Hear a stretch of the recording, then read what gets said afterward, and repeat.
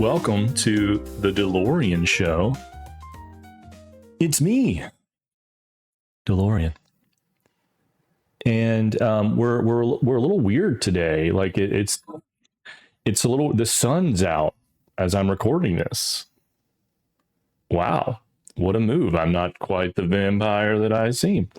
Man, I'd be a shitty vampire. Like vampires are like, I feel like they like look like they have makeup on, and they're like kind of seductive. I could make it work. I could clean up. I could get a Bowflex. It could work, guys. Calm down. It could work. Anyway, we're in December. Oh my God. Oh my God. We're in December. And oh my God, I think this is like our fifth episode, maybe. Yeah,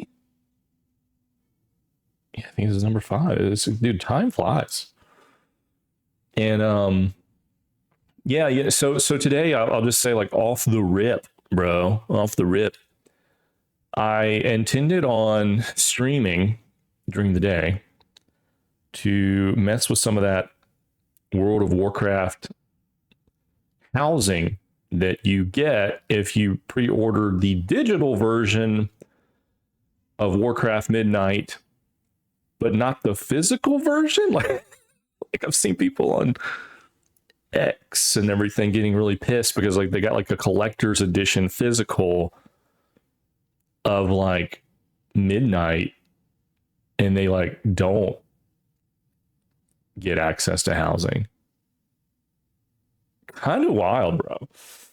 We'll go more into that, but yeah. So that's why we're a little bit earlier. So like for like the news, there could be something that happens a little bit longer between now and tomorrow morning when this will go up. You're listening to it today, which in your world is either the 3rd or after. And so that means last week was Thanksgiving. I got sick. I got sick for Thanksgiving. And it was the kind of sick that is a stomach sick. And I don't like vomiting. And before I had children, I had not vomited for over a decade. But when you have children, you begin to vomit. No, anyway, listen. Yes, I was sick. It was not fun. And, I took a lot of medicine, and I still got sick. And it was late on Thanksgiving Eve. And I slept on my couch over here, like a little couch that can recline a little bit. And I kind of uncomfortably slept at an incline for the night and woke up the next morning. And it was kind of like, are we going? Are we driving an hour and a half to Thanksgiving to eat a bunch of food? And I'm like, I don't think I can do that. I mean, I was like, I could probably go, but then what if this gets worse? And I kind of like had a little bit of a fever spike, and I was like, I don't want to get like the older people sick, and I hate it because there's a lot of people there that were gathering that don't typically gather. Extended family that lives far away that was in, and I did get to see them while they were here, but not that day. And then the food's always really good, and not all Thanksgiving food is good. And maybe I'm biased, but the food at my parents' house or whoever, my family side, I feel like the food's pretty good. So I do hate that we missed it. I do. And so what we did instead was I tried to watch the Macy's Thanksgiving parade with my 3-year-old who could be interested in anything else. I mean, she got really like the only time, and this is how it works. So like, you have like let me back it up. Can I back it up for you? My oldest loves watching a YouTube video of the Disney World Christmas parade. Let me just back that up. She asks very often to watch the parade and she really enjoys watching the Disney World Orlando Christmas parade. There's like 2 different videos of it. Like somebody set up, POV 4K, and she loves that. And that one song that plays the whole time is stuck in my head often. And as much as I've heard it, I still don't know the words. I just like, it's just like a thing like, and so like that's what's in my head. Like what I just gave to you is in my head a lot. So I'll just be like sleeping, or not trying to sleep. I'll just be laying down, my eyes will be closed. I'll be like trying to, let's say I'm exercising, cooking, gaming, whatever. And it's just like, and it's like in my head. Don't know what they're saying. Don't care. I'm not a Disney hater. I like Disney. I enjoy going to Disney. Now, with the kid, I don't like. We took my daughter when she was 2 for like half a day to the Magic Kingdom, and it was a little whole, it was hot. But when I say I enjoy it, I enjoy like the adult version where like you go to Epcot and you're like you're not like doing rides if you don't want to. Like you can if you want, but it's like let's just like drink beer and wine and walk around, and like maybe we do a ride here, maybe we go to the aquarium, Magic Kingdom, like maybe we go Pirates of the Caribbean, get some ice cream, like watch a fireworks show. Like, it's like I don't enjoy Disney or Universal if it's like, okay, we got to be here by 8, we got to be here by 9, we got to be here by 5. And it's like, I know it's expensive, and I know people would be like, people would say like, well, look, I only get to go like once every 5 years. It's expensive. So like when we go, we got to hit it. We got to go to make sure we get everything in. And I'm like, fuck that. No, there's rides that are there that have been there for 40 years. And if we don't get it this time, we'll get it the next time. I mean, that's just it. I mean, that's how I am about it. And like, Fast Pass, Genie Pass, Lightning Pass, like, dude, passing. It's like, I don't know, man. I mean, but having said that, I'm sure we will go at some point, assuming that I have money and assuming that I have a job and the world doesn't end and prices don't continue to skyrocket to obscene amounts like they are in the PC world. Assuming that like I can afford it, we will probably go and take my children. I think that would be cool to do. Now, will that be fun? Will like, maybe we do it and my kids are terrible and like it's like we're never doing this again. I don't know. But I think it could be fun. If it works out, if it's like, if it's just, again, it's kind of like, 1,000 people could go to Disney World and they all can have a similar experience and they can all have kind of not a similar experience. Like someone can go and have a horrible time. Someone can go and have a great time. And some of that's attitude, some of that's money, some of that's like the people you're around, the rest. And then sometimes you just get a bad shake. Like sometimes you're around assholes, sometimes you're around sweet people. It's life. You roll of the dice. Anyway, so my daughter, I was like, well, she'll, since like Thanksgiving's canceled, kind of. I mean, it's kind of like she'll like this Macy's Day Parade, the 99th. And the only time she was kind of interested was Elmo. Elmo showed up to talk to the ladies, and like Al Roker's out there still. Like, oh, look at Pikachu. He's a yellow and white eyes, and he's a very popular animal, whatever. Or Pokemon. And so Elmo shows up and starts talking, and she's like, I know Elmo. Oh my God. And she's like smiling. She's like, yeah, this is it. This is what I want. I want Elmo. Hell yeah. And then he was going, and then the Sesame Street float came up, and like, I'm trying to remember who was on the Sesame Street float. I think it was Lil Jon. I think Lil Jon was on the Sesame float. I could be wrong. I might be thinking about, no, I think Lil Jon was on the Toys R Us float. And look, there was some artists there that like, bro, I don't know. I'm aged out. I guess there was one kid named Conan or some shit, and he's like a effeminate Asian looking fellow or something, and apparently he's a big deal. Or I think his name's Cody Conan or some shit. I don't know. It wasn't good. And then they had the Demon Hunter girls out there, which I think people like that show based on the numbers. I've never seen that. Maybe we'll watch that at some point. I don't know. They did K-pop Demon Hunters. They were out there singing and shit. But for me, I was more into Lil Jon. And so Lil Jon's out there. God, I can't remember which song he did, but like, you know, you had the giraffe from Toys R Us. What's his name? What is his name? Jeffrey? I think it's Jeffrey the giraffe. You know? And what's like, dude, this is old man brain. Hang on, this is old man brain. I want to like sing songs that like, okay, turn down for what? Of course. Like I want to be like, yeah. And I was like, no, that's Usher. That's not right. Turn down for what? So yeah, you got Jeffrey the giraffe and then these other animals that like, you know, are not popular from like Toys R Us. And it's like, and Little John's out there like, turn down for what? And Jeffrey the giraffe's like, it's turn down for what? And there's like no lyrics to that song. And it's like, this parade's getting good, bro. This parade's starting to get good. And then Jewel shows up at some point, and you know, she sings the song she's sang for a million years, and she's definitely had some work done, which I mean, hey, she should. I mean, she's, you know, hey, whatever.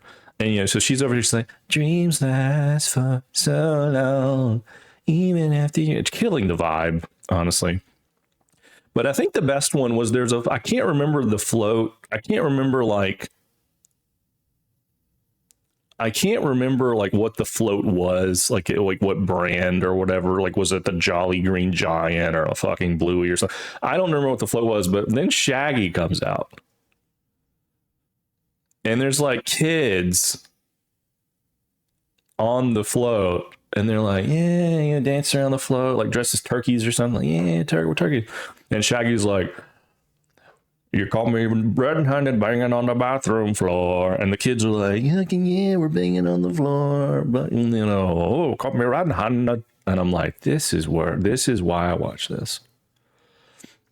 And then there was like another float with this blonde girl. It was like a blonde pop star. There was a country lady that's blonde. I mean, women are typically blonde or brunette or something, right? But so there was a blonde chick who was singing a song, and she's kind of like it's kind of like a seductive song, I would say. And she's talking about like, whoa, what if we get in the bathroom and we just can't, what if something happened and we just couldn't help ourselves in the bathroom stall or something like that, you know, something like that. And it's just, dude, it's so weird because like these little kids are just bouncing around dressed as fucking like marshmallows or something like, hey, what if we were fucking, you know, it's like oh, God.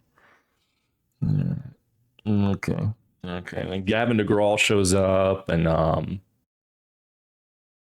yeah, and then, you know, and then obviously you got your big floats, right? And the most awkward float to me, like or balloon, I should say, big balloon, was Goku. He was like flying and his head was down and his legs were up and back, but it's like he was just a little too down. It wasn't like he was flying, it was almost like he was falling.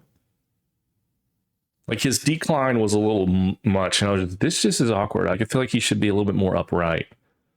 But I don't design balloons. So like getting the fabric or whatever it is and the air and then the art to like, and people holding the rose, like to get that. I mean, like if I did that, it would look like shit. I mean, Goku would look like shit. So it's like, I mean, it was well for whoever made it and manufactured that, but it was the weird one. And then of course you got Mario and Bluey and Dora and SpongeBob, and they all showed up. And then Santa Claus was at the end, of course. And then by that time, my wife had took the kids to mother-in-law because they had some cousins over, and they weren't doing like their official Thanksgiving, but it's like, hey, go play with the cousins. You know, they're stir crazy, sure. And then I'll sit here and watch this parade like a fucking weirdo. I played Animal Crossing too, like an adult man should, like a 40-year-old man should do, play a Nintendo Animal Crossing game and then watch the Macy's Thanksgiving Day Parade alone? Like every good 40-year-old masculine male is doing out there. I was sick. Leave me alone. All right. So yeah, so Santa Claus shows up and he's fucking like got people dancing in front of him and he's like, hey, and then they showed Mrs. Claus and she was Asian and I was like, oh shit. And not being racist or anything. It's just like you never know. Like you never know what Santa's gonna come out as. Is he black this year? Is he Asian this year? And Mrs. Claus was Asian this year. And maybe she always is. I don't know. But like my demented brain, I was just like, dude, like whenever I saw that she was Asian, and again, this is my problem. This is a problem with me, where I was like, dude, Santa's a gooner, bro. And like, why did I think that? Like, why is my lizard brain? I was just like, dude, Santa plays Genshin, bro. And like, Santa finally got him a waifu, bro. And I'm like, what the fuck's wrong with me? This is why you're alone on Thanksgiving, Dalorrian. This is why you're alone on Thanksgiving.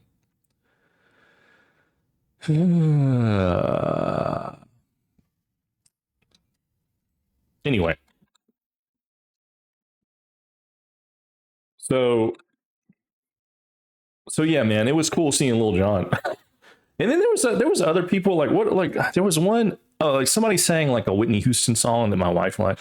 And it's so funny because like my wife would come in and it would be like the most annoying performance ever. And she's like, this is horrible. And I was like, you keep coming in like you keep coming in at the worst time. Like you have the worst timing. Because like she'd walk away and then like somebody would sing like a Backstreet Boys song and I'd be like, Mrs. Dalorrian would love this. And she comes back in and then someone's like doing something stupid. Mrs. Dalorrian would love Lil Jon.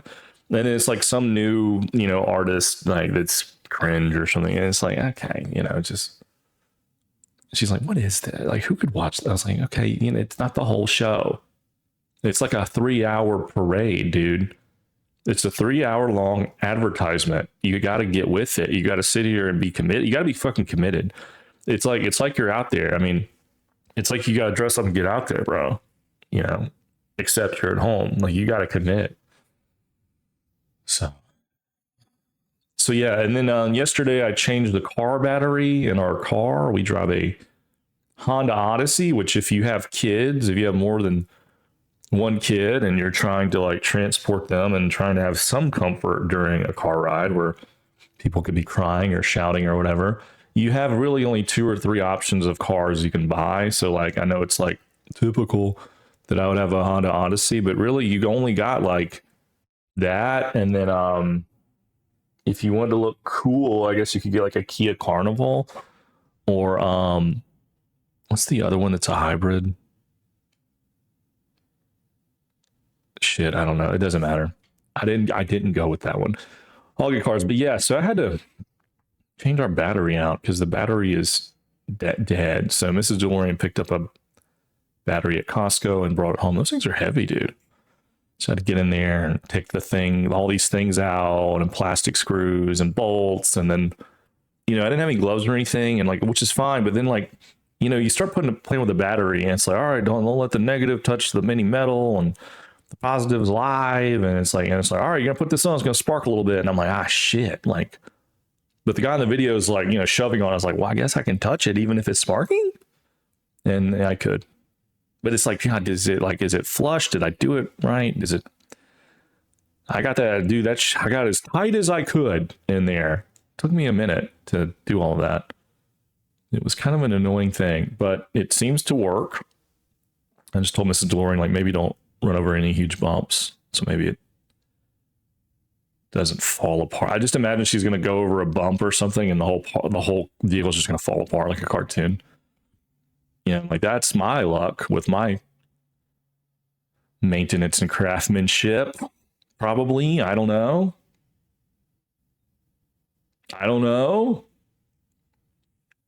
But yeah, so batteries, I thought Costco would change it, but they're like, nah, we don't do that. We can give you a battery if you pay for it. And it's like, what the?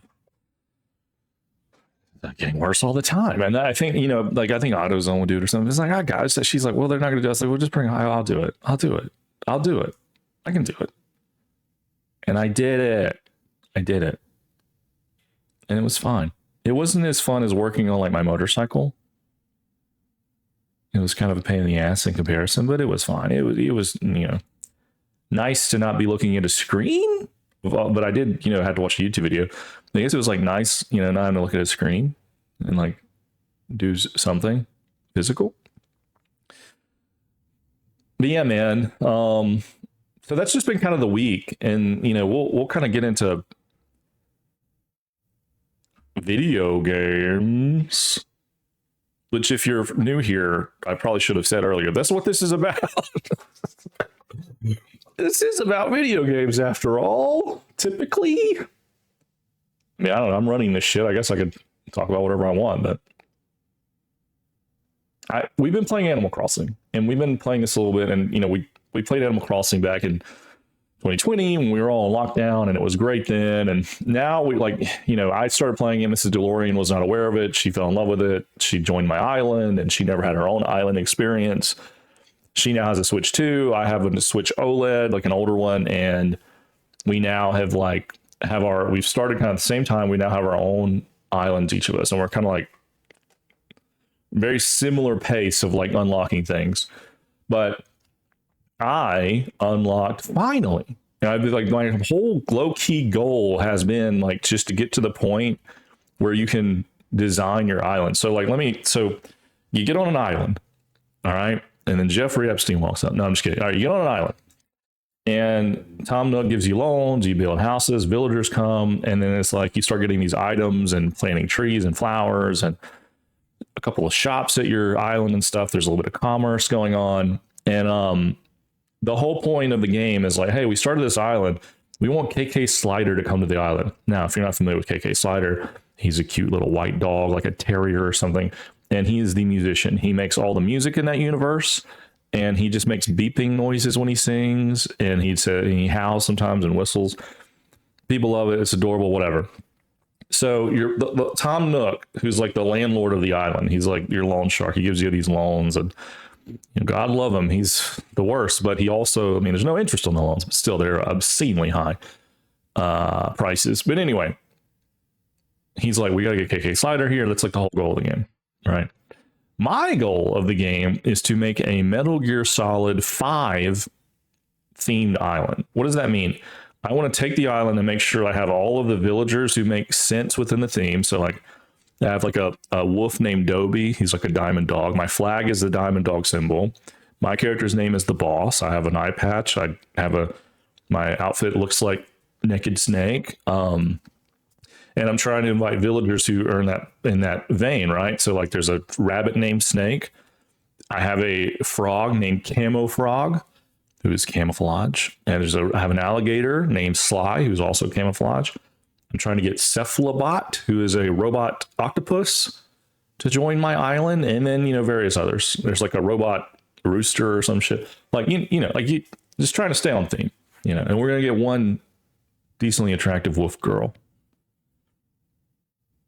I'll just leave it at that. But you have to at least one, right? Anyway, so then you have your island though that they give you, and it's like there's like 3 layers, right? So it's like you have like the first layer, like rivers, and it's like flat, and you can't really traverse all of that yet. And then you have to like get a ladder, unlike like a ladder or ramps or some shit, to go to the second elevation. And then there's like a third possible elevation.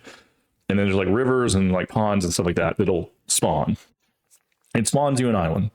That's like your own, right? And there's trees everywhere and weeds everywhere, and like you can plant trees, and like you can start to kind of like shape it and terraform it however you want, right? And so basically, I got KK. You have to get your island to 3 stars, and what does that mean? So like the little Isabel dog or whatever will be like, you need more flowers, you need more trees, you need more shit out there, you need like workout equipment, grills, you need like you need like a fountain, you need a merry-go-round, whatever. You got to put some stuff out here for the villagers. Then when it's an attractive island, KK Slider will come, and then whatever. So KK Slider eventually came. I had to plant a crap ton of flowers, which then I had to dig them all up. So it's been like I knew that. I was like, okay, I'm gonna plant all these, and I'm gonna plant all these trees, and I'm gonna have to chop them all fucking down. I have to like I got to do it.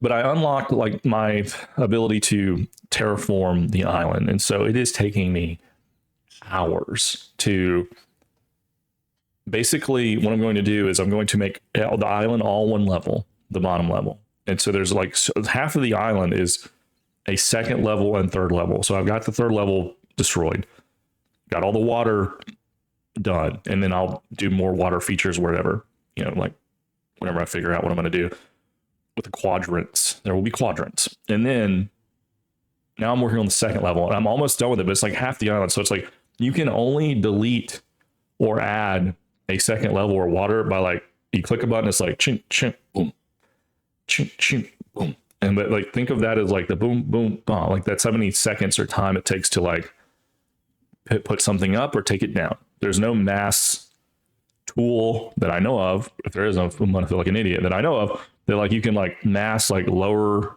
the terrain or raise the terrain like in other games. You have to terrain one square at a time. It's a lot of squares. Save me hours. So I'm almost done flattening it. And then I'm going to make I am going to do an elevation and like a memorial to the boss. It's Metal Gear Solid. You gotta have I have white lilies and trees and stuff that are ready. Like a little gravestone on his. It's kind of fucked up, but still. Hey, if you don't know about Metal Gear Solid, it's all about the boss and like what she wanted. So whatever. So I'm going to make like a little boss shrine. And then in Metal Gear Solid 5, they were like on Mother Base, which my island is called Mother Base. There's 4 different like sections. There's like research and development, medical, combat, and then like storage or something. And I gotta remember what they are. So like basically I have 9 villagers. I'm gonna plant 3 of them where it makes sense into different zones. And there will be 4 zones. There will be like a combat zone, there will be like a storage zone, an R&D, and a medical zone, And I got to figure out like, okay, where's the water go? Which villagers need to live in which zone? Like, what is it like? And then 2, all of the landscape of the island looks like grass. You can change the ground to look like bricks or dirt or make paths or whatever. I'm gonna have to find just like straight concrete to make it look like an oil rig, where it's like we're just gonna live on a concrete island. Like Mother Base. And then maybe I'll try to make like something that looks like a helicopter or something at some point. I don't know. Why am I doing this? Because it's about the journey. We talked a lot about that in the stream yesterday. A lot of people came into the stream yesterday and were kind of crashing out. I was like, what does life mean, man? Like, I want to play WoW, but like, I know how it ends. It's like, dude, it's just, you gotta just be glad you get to play WoW classic or versions of WoW. I mean, like, it's about the journey, bro. Like, if you sit and think like about the ending, you're gonna not enjoy the present, and that's like I do that all the time with everything, with life and work and food and games. Like if you sit and think like, well, I raid, and once I raid, I got all the gear, it's gonna take months and months, and then it's over. Like then what? It's like, well, I mean, yeah, you could, if you're not willing to like, if you're just thinking like, well, then what? You're probably not gonna enjoy a lot of games, But a lot of people were kind of like talking about that yesterday, and I was like, guys, we gotta make Mother Base. And it's not about the end result. We just have to make Mother Base. I didn't say that, but you know what I'm saying. Like, it's about the journey. And it's a cozy theme. It's a nice thing, Animal Crossing. It's starting to snow a little bit. The villagers are bundling up. I'm sure it'll be the Christmas season soon, and I'll have to collect a bunch of Christmas balls to craft Christmas trees and sleighs and reindeer and things like that. But, and I was here for Thanksgiving, so I did Turkey Day. We have to get like a bunch of things from the villagers and fish around and dive around and find like clams so that this turkey can make a meal for everyone, which is not turkey. The turkey chef does not make turkey, believe it or not. I guess that would be cannibalism. But fish are cool. Fish are not animals in Animal Crossing. Because we were eating shrimp and fish and pumpkin pie and then clam chowder. So it's like all of that. Because like they're not going to do like a cow. Because the cow could be like one of your neighbors. They're not going to have beef or chicken. So chicken could be your neighbor. Or a turkey who's cooking. You see what I'm saying? So it's like, well, turkey, it's this Thanksgiving, it's a fish and pumpkins. It's fish-based meals here. Animal Crossing, But the first time a fish villager shows up in an expansion or something, it's going to be fucked. It's going to be Cannibalism Island. Yeah, as I'm talking through this, I should have made an Epstein Island. I mean, can we be real? I mean, somebody's already done that though, right? That's pretty dark and evil though, I think. So it's what I'm not going to Google this right now, but I'm going to Google it later. Has anyone made a little St. James Animal Crossing island? And I bet they have, because that layout of that island is out there for all to see. And it's like the weird little temple on it. I'm sure someone has built like the little temple. Ay, dude. Oh my God. See, this is why my brain, this is the deal. Anyway, Animal Crossing, we're going to continue to play with that a little bit. Eventually we'll fall off, but it's been fun to kind of, connect with Mrs. Dalorrian amongst the chaos of little kids, just 5 minutes of like having a game that we're into, because we don't get to watch a lot of TV together. We're not getting to do like a lot of stuff together. It's like when you have two little kids, it's kind of like you're almost like roommates sometimes. It can feel that way. So you have to really try to do anything that like motivates, comforting, like to do together, and shares both interests, and so that's the main thing. Truly, it's like we're doing this, and it's kind of like, hey, what are your turnip prices? Right? It's like a nice low stakes, nice chill music, and there's nothing can go wrong on the Animal Crossing. I mean, you can get bit by a scorpion and shit like that, but no one dies. I haven't seen anyone die yet. That could happen, I guess. But next, we've been playing WoW Classic.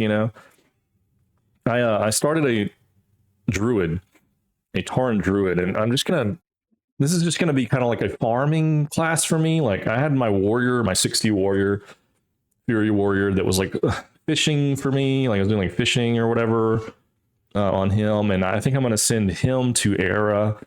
I'm gonna send a hunter to Era, then a rogue to Era, and what that means is like basically with the classic anniversary servers, you can take your characters to the next expansion, which is the Burning Crusade. That's going to happen, basically the pre-patch is going to happen January 12th, and that's your cutoff date. But if you want to send your characters from this server to go live forever in the classic era on the classic servers, you can. And so I was like, well, I got this warrior, he's geared out, he can make money. If I ever want to go play that, he'd be a nice character, and warriors are not as strong in TBC. You can always roll another one later. I'm going to take him. And then forward, I'm going to take my level 60 warlock and then this druid. And so in classic, I haven't, it's December 3rd, right? 2nd, 3rd. So I can raid and earn gold on my warlock until January 12th. And then I'll roll a paladin, and then we'll, get ready for the rollout of TBC. And then I was like, I'm thinking I'm going to roll a druid, and I may not even get to play as the druid a lot, but it'll be like something I can level, up until that point. And if I really love it, maybe I'll buy the boost and then boost it on to 58, and we'll see. But I've only rolled druid at an early level in classic, and I always drop off because druids from like level 1 to 10 are horrible feeling, because the gameplay loop is this: you have like a staff, and you have a mana bar and a health bar, obviously, and you have like a wrath, which is like a lightning bolt kind of thing. Then you have a Moonfire, which is like a damage over time. And then you have heal abilities. So what the game kind of naturally wants you to do is like walk up to a mob, hit them with Moonfire, let the dot go, hit them with Wrath, and then they run up to you and start hitting you. And if you don't run out of mana, great, but you're probably going to run out of mana. So you kill a mob, and then you have to sit and drink water and then wait until the next one. If you have two, you heal up and you just pray you don't run out of mana. And you're wearing like leather and cloth, and you kind of get shat on. With a warrior, you can at least like hit the hell out of them. A rogue is the easiest. Like, oh my God, a rogue is the easiest to start. With a priest, you can heal and smite easier. Warlock, you have a pet pretty early. Hunter, Hunter does a lot of damage early before you get your pet. It's just all the other classes, and I've never done shaman, so I don't know. But all right, if I have, I've forgotten. All the other classes kind of feel better earlier to me than druid. And so I decided to flip the script. And I got a bunch of gray clothes, like level 1, level 2 clothes, and just got them enchanted. So like I got a little shitty shirt, cloth shirt, that's like all stats +3. My bracers are +9 strength. My boots are boots of speed. I have a dagger, which every class can use a dagger. And I have a fiery enchant on that. So basically, if you don't know what that is, like sometimes you hit a thing and eventually it will pop or proc, where it will do a bunch of damage on the enemy and then burn it over time. And with a dagger, you get more hits in, so you get more chances to proc that. And again, a druid can't use like a sword, or you can do a staff, but you're going to hit too slow if you do a staff. So it's like you need a dagger, and it can just like whatever. So he has a fiery staff, and then I think I have a back with like a cloak with like 3 agility. I don't know. So he's like pretty good. And I'm just not playing him like a druid. And I got him to level 10 last night on the stream, and basically just by moonfire and then just stabbing, boom, boom, boom, kill him, boom, boom, boom, and then like heal every once in a while. I died a couple times, but it was way more fun and way faster to do that rather than moonfire, wrath, heal, moonfire, staff hit, sit and drink. I'm out of mana, or just stand there until your mana comes back. Okay, next mob. It just let me go. And look, balanced druids can be actually very fun. I have a druid in retail who's balanced, and I have like, if you get really strong, it's actually really fun to just like star fire everything on the screen and just nuke everything. That's actually really fun, even though you like a chicken, whatever. But it's actually kind of a satisfying thing. Like once you get to that point, but like until you get to that point, it's mana hungry and it's kind of dog shit. And that's kind of what the druid starts as until you get your bear form, and then your cat form, and then you're traveling fast. And so like once you get to like those points, it just like, oh God, finally I can do something. So yeah, so I'm excited to mess around with a little bit. I have some friends who will probably boost me through like Ragefire Chasms and some of the dungeons. And I don't know how high of a level we'll get, because there's also Legion Remix, which I've still been playing. And with Remix, I think the patch today is going to make it to where you can get like more infinite power easily. They might add some housing stuff today. I don't know, but like the grind for bronze to unlock all of the transmogs is more of a grind than I expected. And it's kind of wearing on me. And so what it looks like is I got all the mounts. I don't have all the toys and pets, and I really don't know if I'm even going to care to do that. But in Mop Remix, I pride myself in unlocking all the cosmetics, basically. I think I could have unlocked the shoulders if I was smarter. I could have done the Siege of Orgrimmar raids and got more of like there's a couple of like the cosmetics I didn't get, but it worked differently. I didn't care. I leveled up a bunch of extra like characters that was nice to have, and I've deleted a lot of them now, but my goals were different. I just wanted the cosmetics and all the mounts, and then I kind of wanted like to level up a bunch of characters, play as a bunch of different characters, and it was like easier to get going and get powerful because like you had a cloak that was across all characters and your power was across all characters. In this, you have infinite power with your weapon and your experience is across all characters, like your experience boost, but your power is per character, and that's not as fun. I'd rather like I get really, really strong on like 1 or 2 characters, and then I roll like a priest and then just like Nova Bomb and everybody dies. Like, something like that. That would be like way more fun. But what it is, they made it this way. And so this way, how it works is if you want bronze to unlock all of the dungeon apparel, the raid apparel, weapons and shit like that, you kind of have to raid daily. And so I have 4 characters who are 80s. And daily, I'm going on those characters, and I'm doing like 4 of the 5 raids. I don't really do the Burning Throne raid because it takes too long. People screw it up. There's so much RP. There's so many stupid mechanics. It's not worth the time. It's confusing. People get lost. It's not worth the time to me. So I try to do the 4 raids, 2 of them which are very quick, and then the other 2 take a little bit longer. And I start the group. I get all 740s. We go in and boom, boom, boom, boom, boom.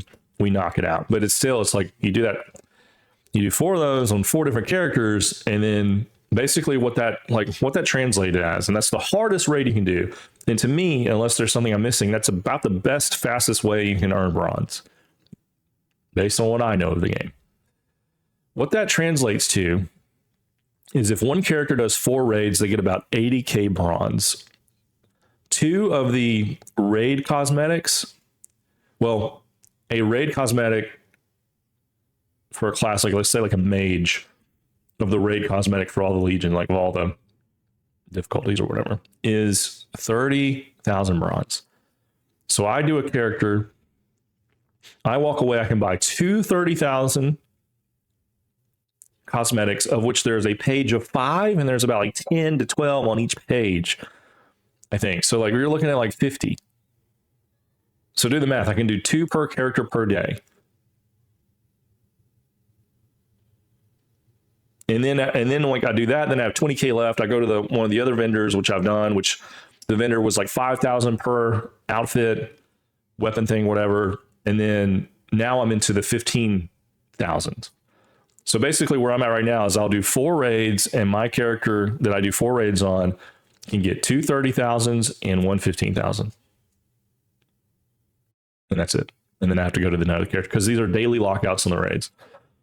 So if I farm it, I can do it. But, we have, I don't know, there's like 40, 50 days left of it. I've put a dent in it, right? So, I don't have to go hard on it. I'm just trying to get it done, and I think it's going to change a little bit. I think they'll probably boost bronze payout, and it'll be like a waste of time. I mean, that's how World of Warcraft retail works. It's like, I can play the game and I can spend time unlocking this thing.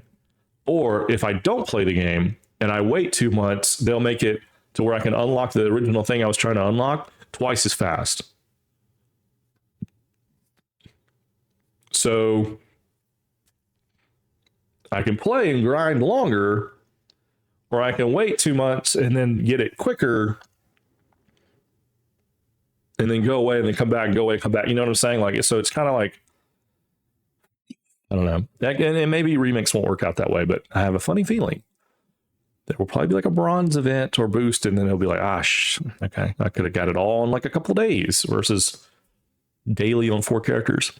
And, and so these characters that are level 80, you can send those over to be on a retail server and have a Death Knight, a Demon Hunter, a Hunter, and a Mage. Then I have a Warrior and a Rogue, but I haven't leveled those. And it's like, am I going to send any of these over? Am I realistically going to play any of these? I have a lot of characters in my warband already.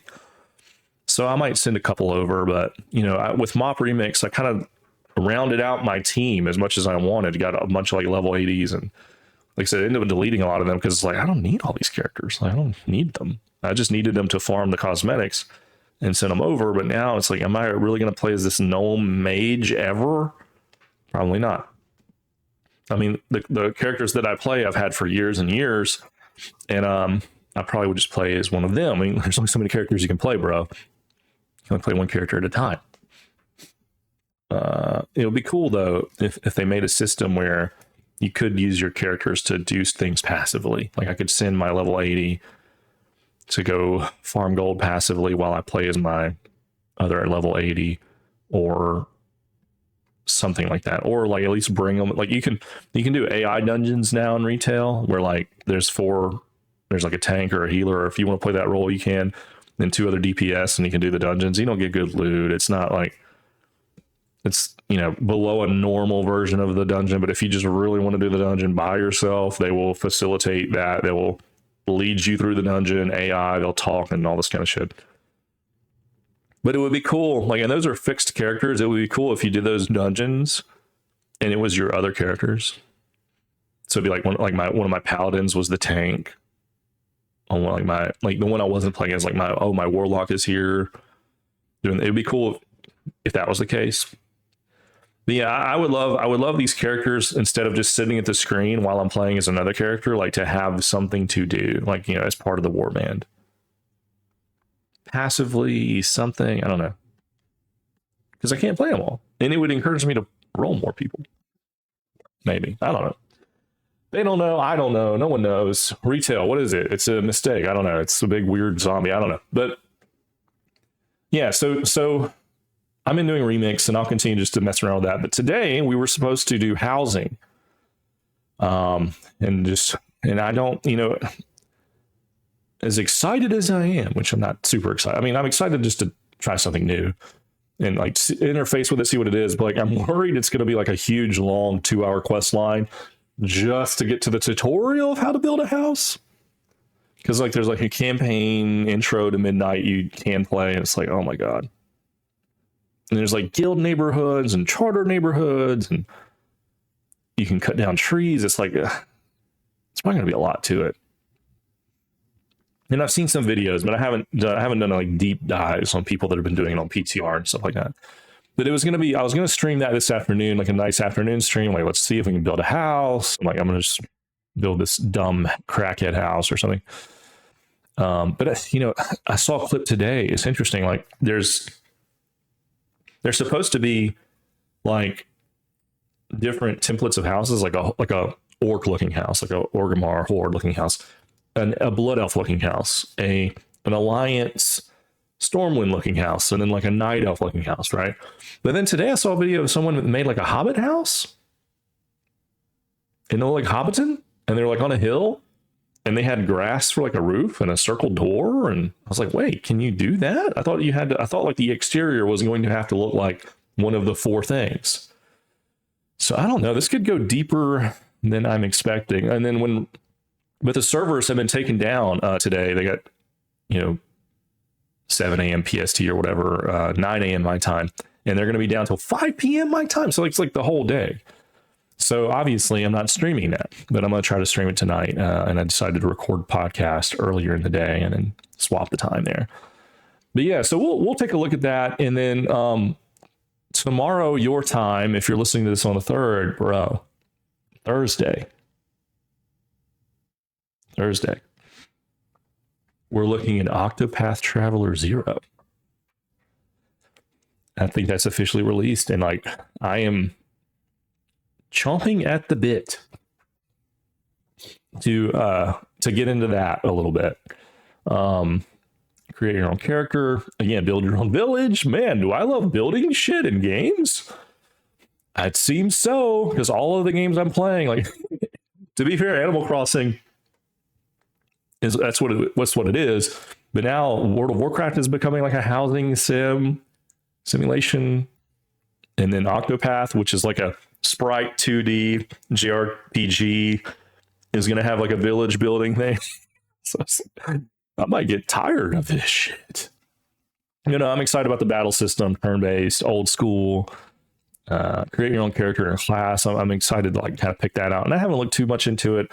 I'm not going to like look at a guide that's like, this is the strongest Octopath Traveler rogue. You can be a rogue and he does all this. I'm just going to do it, dude. Like old school.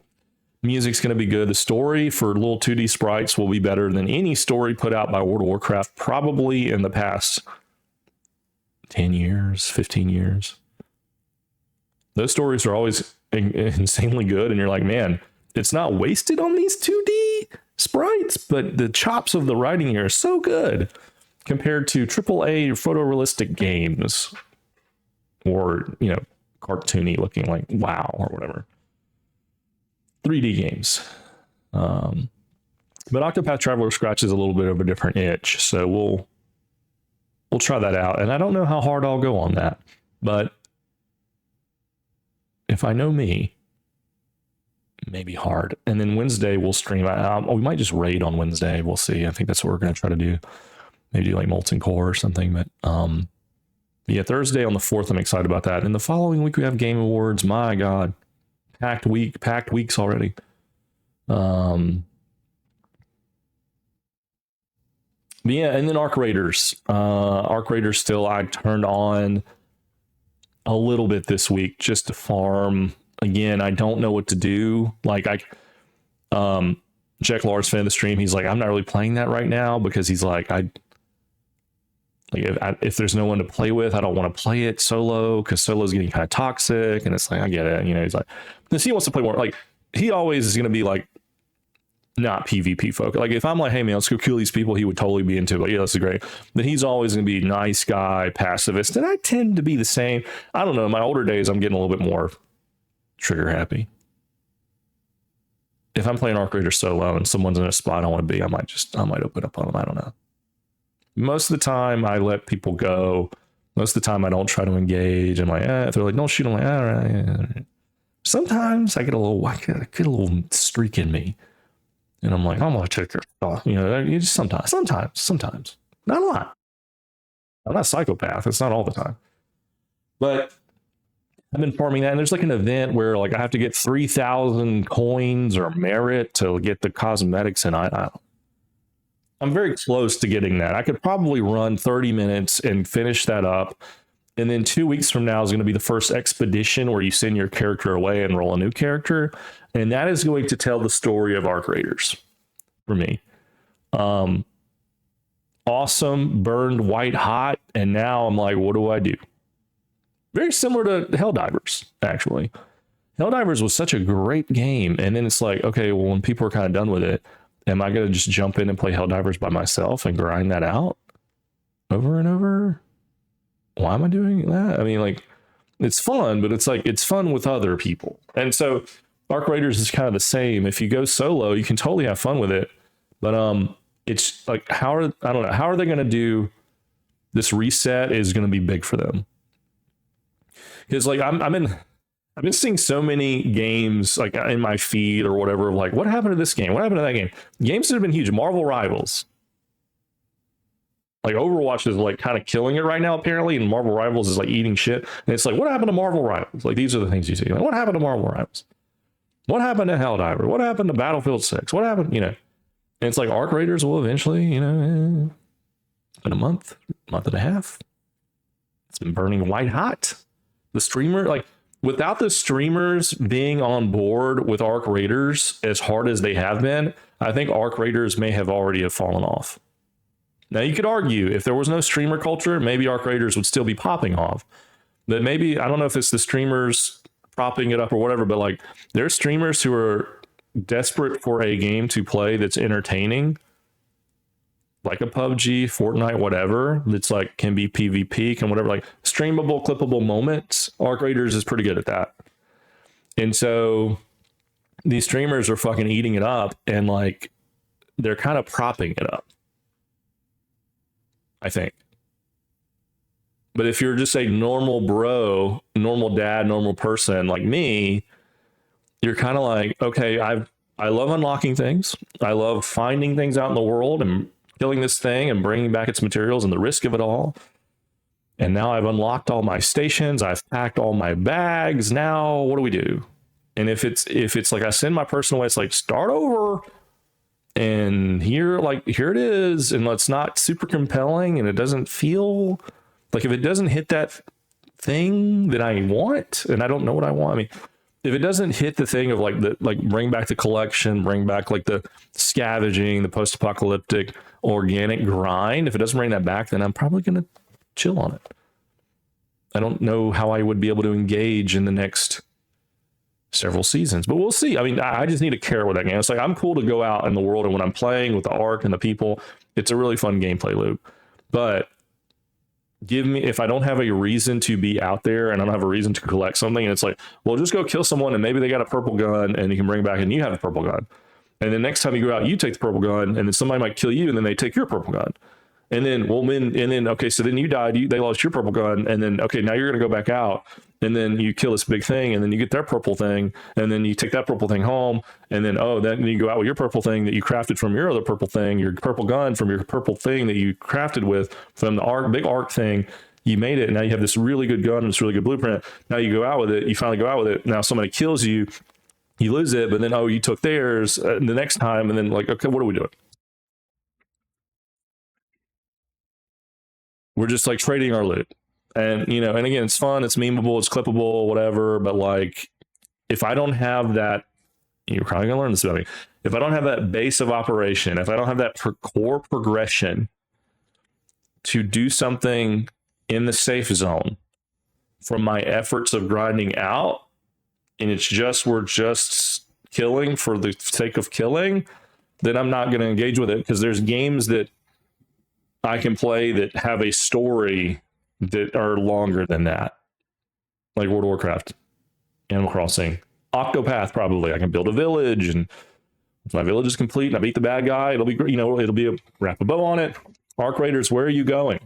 You got me, because it's fun. It's a fun game. It's an intense game, and I love the gameplay loop of it. But with the gameplay loop, I need something on the outside to continue to work on and build on. Because you're going in to bring stuff back. That's the whole thing. You're raiding the planet. You're raiding the top of the planet, raiding it, and you're trying to get materials to bring back to the town, like bring back to the Undercity, the Undercity with Sylvanas. No, wait. Stroking out. No, you're going to Speranza to then like take your materials and build your stations and, you know, build up the city.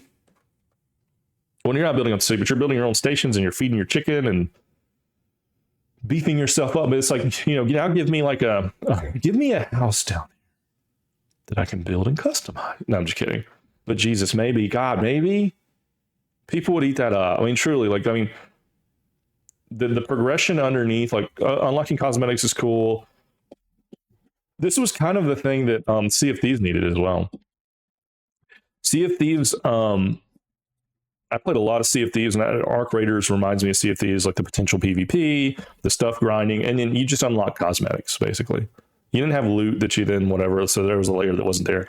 But man, Sea of Thieves was such a cool game, and the sailing was awesome, and really love Sea of Thieves. But Sea of Thieves, I needed something underneath Sea of Thieves where it's like, you went out and you got gold, now here's your fort in your village, in your something that you're building up from your runs out into the sea. And maybe I don't need that. Maybe like I don't need that from Arc Raiders, where it's like you're building your village or your fort or whatever. It's just, that's just a low hanging fruit, or where they can keep me super engaged with that game. Like if I go out and I can, dude, I'm such a lizard brain. I can go out and I can farm the same thing over and over and over again and do the same gameplay loop over and over again, as long as the bar goes up or something, as long as something increases at home and I can see it physically or 3D or whatever. Like, now you built a house, you farmed 10 guns, blue guns, and you broke them down, and now you built a house or a garden or some shit. Like, that's all I need to keep going in. And again, low hanging fruit. That's the progression loop that gets me personally. Again, streamers, these people, maybe they're just liking killing people, and it's like it's intense. Oh, you know, but like for me, like I want that grind. And so, you know, again, it doesn't have to be housing, it doesn't have to be villages. That's just kind of what's going on right now. But, you know, I challenge them to come up with something that is a progression outside of skills, outside of just hoarding money and loot, and then like something story driven or compelling to do in that world for my efforts. Why am I raiding? Why am I risking my life going up to the surface for other and killing people, and they're killing me and taking my loot? Just to buy better guns? Like, if there was just any kind of narrative of like, it could be cheesy, like your daughter needs 100,000 gold for a long transport. I don't know, dude. Like, you know, if there was like any kind of like something to it, like, okay, the village needs, your family needs, your husband needs, you know, like you're going out, you're risking your life raiding, and there's the loot and there's the skills and there's all this shit tied to it, but it's for this that I'm compelled. And that's why this World of Warcraft Midnight thing feels so weird with housing. They're putting housing in, you know, for like monetary purposes so they can sell furniture. But like the story of Midnight is like there's a big void orb over the Sunwell and the world is ending. But also, everybody just take your time and live in the neighborhood.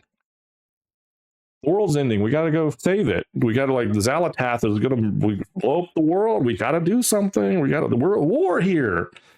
We got to do something now. We got to save the world. Well, yeah, well, you could do that, but why don't you build a little village and chill and chop wood and have a happy little home? It's like a weird thing to put in. And they already did, you know, in Warlords of Draenor, they already did like their fort operating base where you have a garden and a mining and a hall or whatever, you know, and that was cool. And I wish I would have engaged in that more. But like with World of Warcraft doing the housing thing, it's like, it's cool, but it's like, I wish it had a story purpose, and hell, maybe it will. They'll probably write it in, like, well, Xal'atath will be, the only way Xal'atath will be defeated is if we love one another. The only way we can love one another is if we create a neighborhood and we level up our neighborhood of coziness, and like we're all friends. Friendship is the way we're going to beat evil, the void. I don't know. Maybe they'll write that in. But that, so now you know how I am. Okay, we've been going for a while here. Let's go into the news. There hasn't been a lot of news in video game that is interested in me necessarily, but we'll get into it. There's Ubisoft, Assassin's Creed Shadows. When I say these words, you probably say ick, ew, yikes, that's bad. These are probably things that you think, and for good reason. There was recently clips going around of an Attack on Titan expansion into Assassin's Creed Shadows, where you're the black guy and the Asian girl. I don't remember their names. Oh, Yasuke. And I don't know the girl's name. I'm sorry. Yasuke and whoever. And I've only seen clips, but basically it's like you have your big weird. If you know about Attack on Titan, you know that like Attack on Titan's like a big, these big athletic flesh monsters that there's no skin, it's just muscle. And then they have big, like, there's no lips or anything. It's just big teeth and crazy eyes. And then they eat people. And so it's like, you're just like, weird jokes like, I'm a monster. And some of them are kind of like docile and like, oh, you know, like weird. But then some of them like can fight and do kung fu. I don't know, dude. I only watched 2 seasons of that. I don't know where it went. It probably went to places, but the first 2 seasons were good. So you have these big things. And so for whatever reason, Attack on Titan is now in the old Japanese world, which, to be fair, Assassin's Creed, they always do 2 things that I feel like are dumb. They always go into Abstergo, where it's like, we're in modern world and now we're doing our brain and you're not really living the story out. You're like watching it, but now you have to play as this character who's in the real world, and like we're in the Matrix and you're reliving the life of this guy who's a Viking or a fucking Egyptian or whatever. But it's all tied together, man. And the story that's all tied together on the outside, man, that goes nowhere. And it's horrible. And it's like, just get rid of it. Get rid of it. And there's always some dumb platforming where you're in the Viking world or the whatever. It's like, now I'm a woman on the outside and I have to jump on all these stupid boxes to get to the little glowing orb. And now my brain has unlocked a memory. It's just bullshit. Get out of here. Just let me be a Viking. Let me be a ninja. Let me be whatever. So let it be that. Get the fuck out of here. Get that out. Cut that out. That should have been out. That should have been out 15 years ago from Assassin's Creed. But I don't make those games. If I did, it would probably be really successful. More so than it is now. But that's neither here nor there.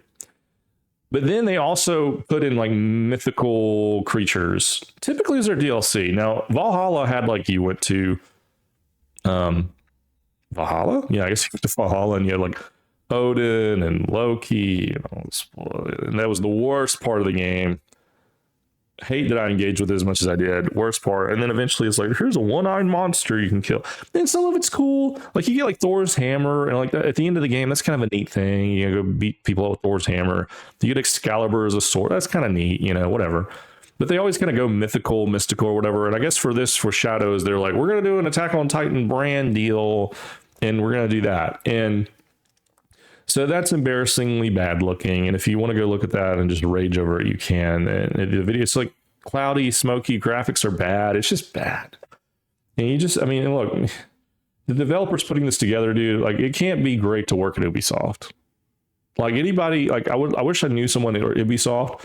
I would love to be like, how's morale? How are things? How does it feel to work on this game that everyone hated and everyone complained about? And people thought you were like hurting their culture.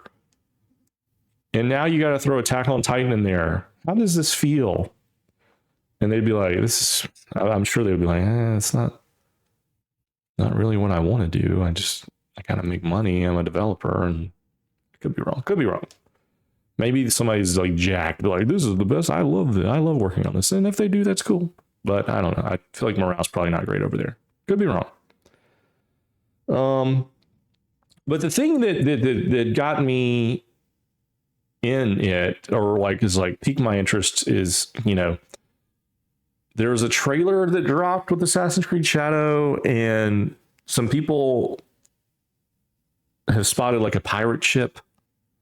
And there's been rumors about Assassin's Creed Shadows coming out again as like a remake. And as cool as that would be, as into that as I would be I be into that? Would I enjoy that game as much in 2025? Would I enjoy a remake? And would I enjoy what Ubisoft would do with that in 2025 and 2020? Let's go ahead and start saying 2026, shall we?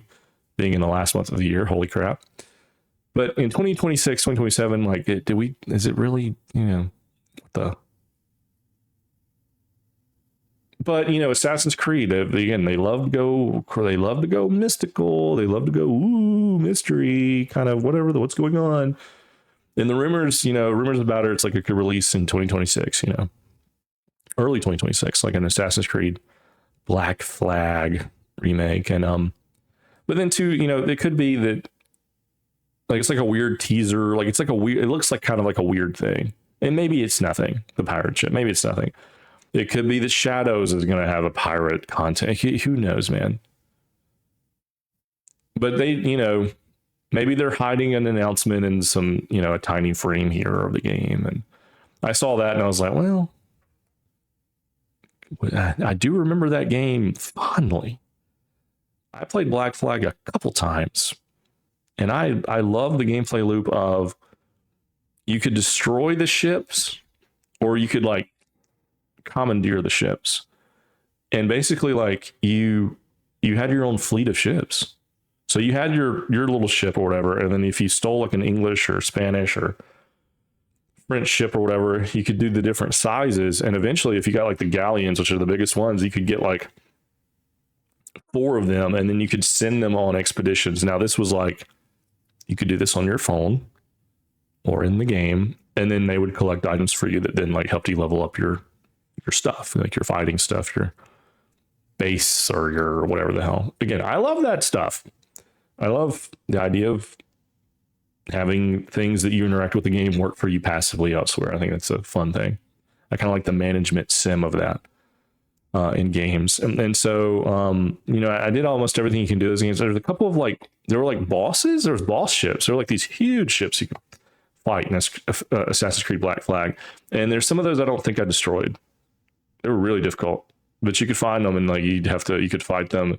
I don't think you could take them over. I think you probably got cosmetics from them. I remember the combat being fun too. The platforming was fine. There was like little islands where you had to collect songs. And again, those games back then were collecting. Like, you go to a little island, it's like, what do I do? And it'd be like a map full, like, collect this, go chase this thing, and now the sheet's flying in the wind, go catch it. Okay, now your guys in your boat can sing this new song. All right, what about this thing? Okay, this is a skill point or whatever. Okay, and then, you know, there's just tons of little quests and stuff. And I, you know, back in the day, I did all of that, man. And I don't know if I would now, again, in 2025, 2026 with an old game, but I'm interested in a remake of that just to see like what that could look like with modern graphics and what that could feel like, because it felt so good. It wasn't until Sea of Thieves, which is a very cartoony, not photorealistic, not a mature game really, that like captured seafaring pretty well. That game, Black Flag, had a decent seafaring thing. And then of course they came out with Skull and Bones, which is atrocious. It's not fun. It's stupid. It does not play well. It does not play like Black Flag at all. It's a waste of time, in my opinion. Next up in the news, you'll be interested to know that Hideo Kojima is going to be in the Japanese version of Zootopia 2. Kojima's out there just doing whatever he wants, man.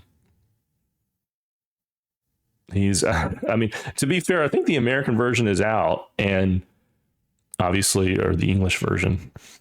And he's not in that, but I think there's going to be a Japanese dub, and I assume that that's going to release. But, you know, our boy Hideo has been in cameos before, such as Cyberpunk and Metal Gear Solid and Death Stranding. He puts himself in the game. I think he was in that Control game.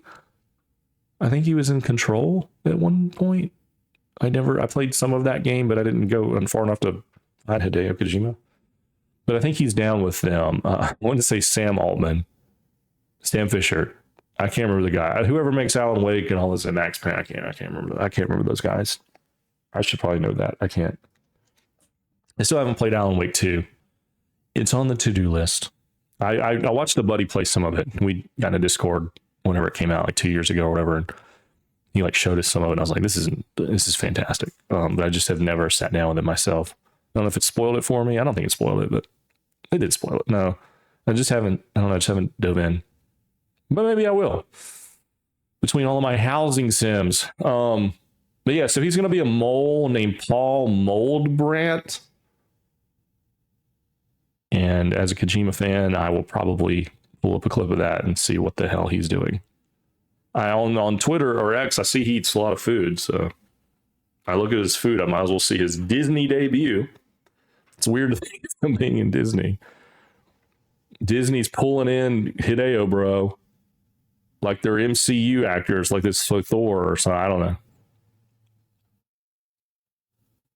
Yeah, I guess I do like the gaming cultures and movies now, you know, like, and maybe they always were. I don't know. Like, who is the voice of Mario? I'm so bad with names and stuff sometimes, like remembering was the guy who voiced Mario, was he like in the Mighty Ducks and like I didn't know it? Like, was he Charlie Conway's dad?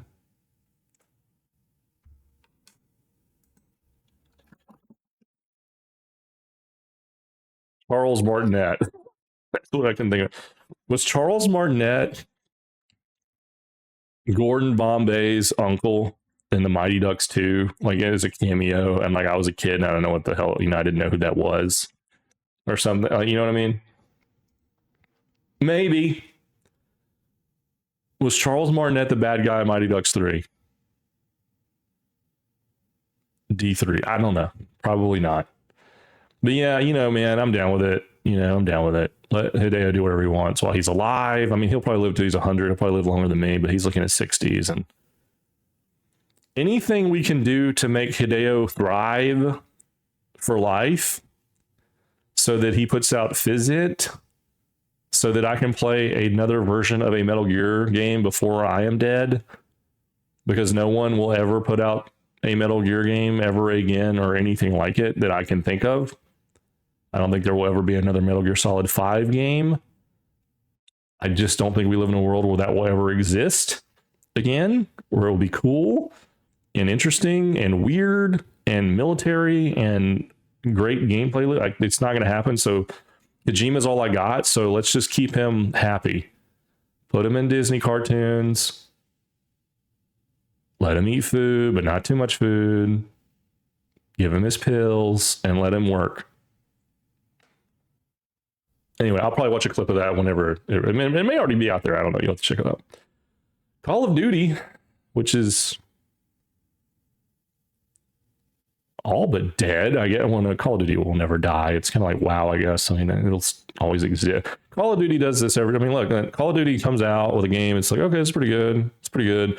And it's like shit for a few years, and then it's like, we're back, baby. And then people get into it because there's no other games competing against it. This year was just like the stars aligned where the Call of Duty game was shit, which a lot of them have been, but then there's Battlefield competition and Arc Raiders competition, and it's like they were just way down with all the competition.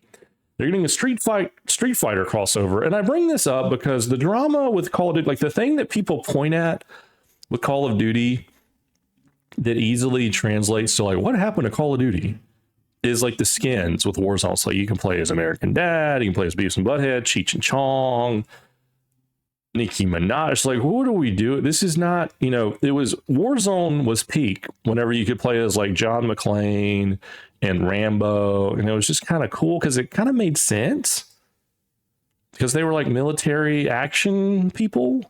Snoop Dogg has always made sense, by the way. Like Snoop Dogg makes sense, bro. I always want to roll as a Snoop Dogg skin, but you know what I'm saying. Snoop Dogg's kind of like has to be there now as a skin. He's earned it. He's been, you know what I mean? Chucky as a human, as a tall, like a Chucky doll that is a regular soldier size, has not earned it. And it's not military, and it's stupid and whatever. I mean, it's just, it takes you out of the game. And Fortnite already looks like a cartoon, so it's like, yeah, throw in whatever you want. The kids are playing, they don't care. You know, with the Call of Duty, you have like the older audience, it's like they still kind of want to LARP with it a little bit. But you know, like when people think about like what's bad about Call of Duty, you can just look at the skins and be like, this is what's wrong. That's not really what's wrong with Call of Duty. Now, I don't love those skins really. And like, you know, Battlefield's like, we're never gonna have stupid skins, because like that's just like the quickest, like that's the quickest tweet X whatever way you can say like this is a product that's not serious. It's just like the quickest way to say the true problem with Warzone is that it's too fast, it feels bad, it's broken, it ain't good. Warzone 1 was better. Just redo that and you'll get a following again. And it doesn't matter if you play as Bill Cosby skin, it doesn't matter if you play as Jeffrey Epstein skin or Charlie Brown skin. It doesn't matter. Like, if the game is fun, people will do it. But they're doing Street Fighter, and I'm like, well, at least that kind of makes sense. At least that kind of makes sense. I think that might be on COD Mobile. But like that makes sense. Chun-Li, Cammy, Ryu, kind of. Guile should be in there. You know what I mean? Like I think that Warzone, even being bad though, like talking about the skins, even if Warzone still being bad, I think if the skins like stayed in bounds, I think it would be fine. I think people would still hang on and support it more, you know. Which, look, some people are going to do it no matter what, right? Some people are going to ride and die with a Warzone and COD, and it just is what it is. But it's getting harder to keep people interested with all the stuff going on, and those skins are expensive. It's like, you know, like me, like as like from my angle, it's like, dude, if I'm going to go play a game with skins and I'm going to like, you want me to interact, like, so what do you want me to do, game developer? You want me to play your game, but you want me to buy skins, because the first thing you show me is like, here's skins to buy. Go play the game as a skin. Like, that's what you want me to do. You want me to buy the season pass that has skins, and you want me to drop in and play the game, and then you want me to buy as many skins as possible. That's what you want me, the gamer, to do. Why the hell would I do that in Call of Duty? I would go do that in Fortnite, where the skins last forever. Because in Call of Duty, the skins go away. I bought the John McClane skin. I bought the rainbow skin. Rambo. Or I should say rented, because now in Warzone 2, they're not there anymore, baby. Terminator, did I buy Terminator? I might have bought Terminator back in the day at the end of Warzone 1, and then like Warzone 2 came out. It's like, well, you can't have any of those skins anymore. Those were like, you know, you paid $20 for whatever. So why the hell would I buy a skin in COD? It's just going to go away. And then they're also bad and don't make sense for the aesthetic of the game. That'd be like putting like Ronald McDonald in World of Warcraft. Actually in retail, that might actually line up. But yeah, man, that's the deal. You know, you might as well play Fortnite if you want to buy skins. They'll last longer, and the game will play better. And it'll have a system where, like, you can, if you bought Darth Vader, you can go play the music thing and be Darth Vader. You can be the Lego version of Darth Vader. Like, it's a whole ecosystem. What is COD? The COD is a scam. That's what it is.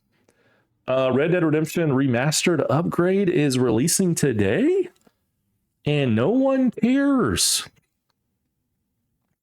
I think it's on PS5, Xbox Series X, Switch 2, Netflix. Red Dead Redemption was a huge game. It's got Undead Nightmare, and I mean, you know, I think they came out with Red Dead Redemption like, I guess like a year or two ago. They came out with Red Dead Redemption that you could, like, an HD upgrade or something. But this is like a remastered, and dude, no one cares. Like, no one's saying anything about it. It's not a big deal. Like, and I think I think that those GTA remakes really didn't hit well. And I played those and they did not hit well. They were just kind of like AI generated graphic upgrades, and like they still were buggy, and my game bugged out several times. I think on the San Andreas version, I think I bugged out several times, and it was like, this is just ass. It was neat to go back and play like Vice City and 3 and like, this is the shit I used to play. This is the shit I used to play. How did I play this and enjoy it? My God, these controls are horrible. But with Red Dead, like Red Dead 2 is so good. Red Dead 1 was so good. But it's like, again, I can only go off of me. What would you do to excite me? What could Rockstar do to excite me about Red Dead 1? Put Red Dead 1 or a big version of it in Red Dead 2. If you just like remaster or remake the old game, I don't really care. Because it is what it is. What I care about is in Red Dead 2, you had Mexico in the game. Like the buildings were there. You could go over the mountains and like glitch your way into Mexico. You could do it on the Red Dead Online for a long time. You can glitch out. You can go to Mexico in Red Dead 2. The landmass is there. And the story of Red Dead 2 is you're Arthur Morgan, and then you start playing as John Marston, and then bada bing. And I'm not saying it would be very difficult to remake Red Dead 1 inside of Red Dead 2. That would be an undertaking. But this is a company that makes the biggest games in the world. You would think they'd be able to handle it, or at least do something interesting. And so like if they said, hey, we're having a DLC of Red Dead 2 that is a interlude or a prologue. Interlude is probably not the right way to say. A prologue DLC of playing more as John Marston before Red Dead 1, and there's more stuff you can do, and some missions, you go into Mexico and whatever. I mean, you built your, like, to be fair, Red Dead 2 goes like right up to Red Dead 1, essentially. Like it goes like right up to it, if you wanted to. I mean, I don't know if the years line up, but like it basically, if you play it out, like it leads up. I mean, it goes to it, right? If you said we're going to do a DLC that like some stuff that bridges the gap, you can go to Mexico, which again is already in the fucking thing. It's already in the game. You can already go to it. If you glitch out, you already built the game. The landmass is there. Spawn some animals, spawn some NPCs. It's already there. Maybe it doesn't make sense to go to Mexico yet because John maybe never went to Mexico. I don't know. It doesn't matter. I'm saying if they did a Red Dead 2 DLC, we're like, John Marston could build a house. Housing has come to Red Dead 2. Listen, I joke, but Red Dead Online, if it had housing and businesses like the CEO, I remember the CEO talking years ago. He's like, yeah, we're going to like, we're doing like, you're a bounty hunter, you're a trader, you're what was the other one? I want to say Skinner. That's not it.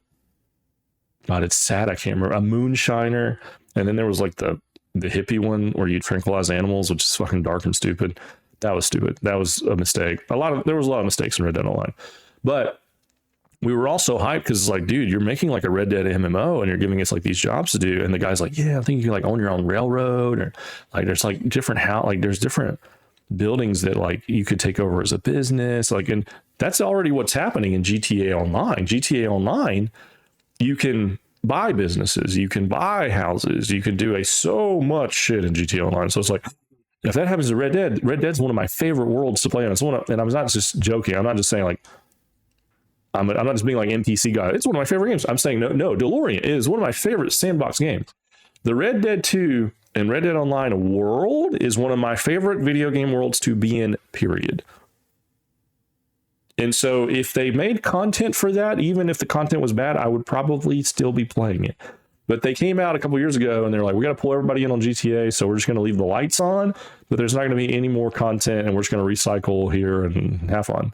Well, for little Dalorrian, well, not little, but for Dalorrian, I've already unlocked I've already done all the content that you offered. So if you're not going to do any more content, why am I here? I've done it. I love it. I've done it. Maybe I'll go back and roll a new Red Dead Online character at some point. I probably will. God, I probably will. And I played Red Dead 2 twice. I'll probably play that again. But like, I will get back into that world, I'm sure. Red Dead 1, I didn't love the world as much, but it wasn't as sprawling. It wasn't like ready yet. It was great, but you know, it's like comparing GTA 5 to GTA 3 or Vice City. It's like things have changed, and Red Dead 1 is still good. Like I'm sure if I played Red Dead 1, I'd be like, this is still really good. But dude, that's like, it is an old, plays older than the new. Like I would just, if I had to play one or the other, I'm just going to go play Red Dead 2 or Red Dead Online and just LARP around and just kill people. Like, I don't know. I'll just LARP around, you know. But but yeah, like they would have to do something like that for me.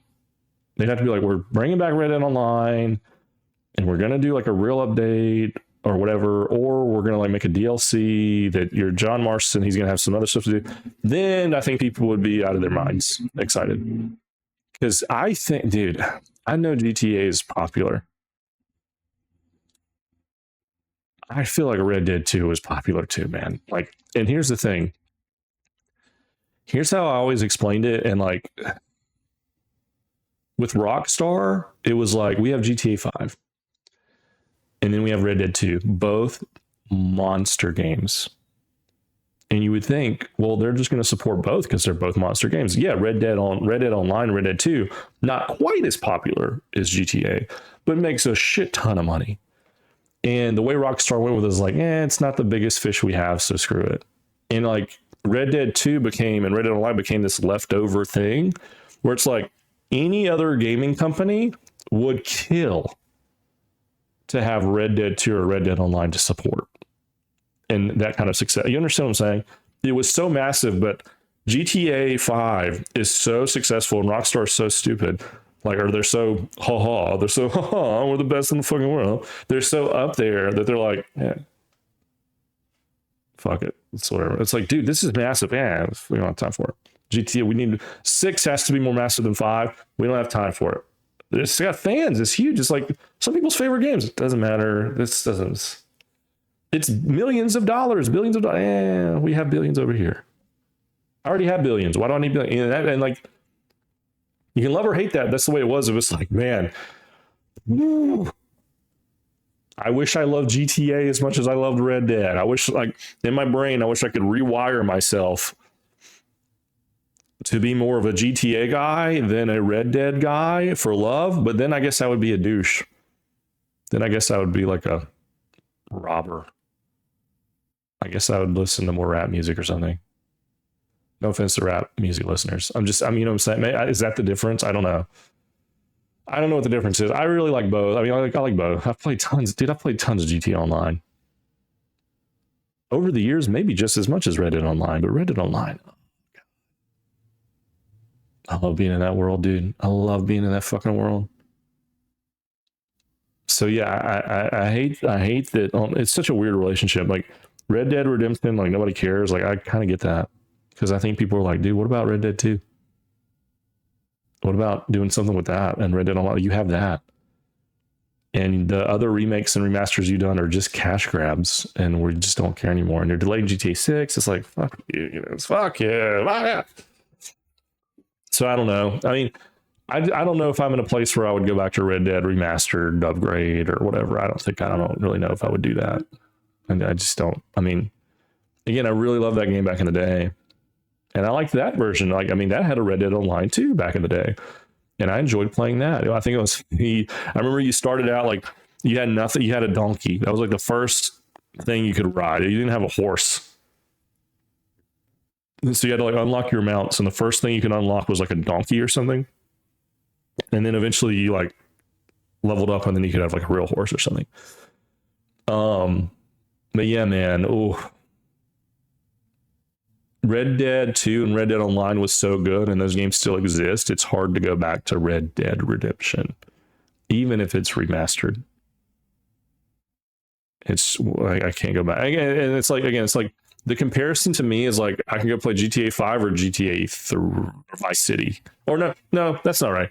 San Andreas. I feel like Red Dead to Red Dead 2 is like San Andreas to GTA 5. GTA 4 is not the same as Red Dead to Red Dead 2. There's like GTA 4 is pretty good. Like the GTA 4 is a closer gap to GTA 5 in my mind on how it plays and looks and all that stuff. Especially with like you can mod it and do graphics and stuff. Like then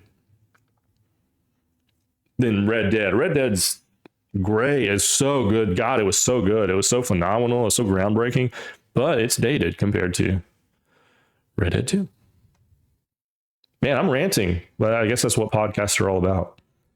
Anyway, thanks everyone for listening. Next week, the episode is going to be my thoughts. I recorded it a while back on my game of the year. I do like a tier list where I talk about the games that I played, and that will release next week.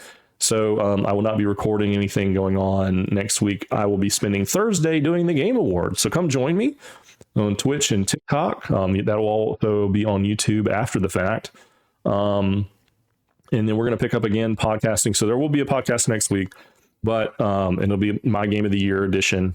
And then we'll pick back up the following week and go into things. And yeah, so if you need to reach out to me, you can always come to the Discord. Thank you, Sleepy Cat, for all of the hard work that you've been doing over there. It's amazing. And Nuclear, you're doing a little bit too. So thank you, Nuclear Casting. / Gavin, which is also a Red Dead 2 reference. You can also reach out on DalorrianTV@gmail.com for any corrections, comments. And then if you're watching this on YouTube or Spotify, I think you can comment there as well.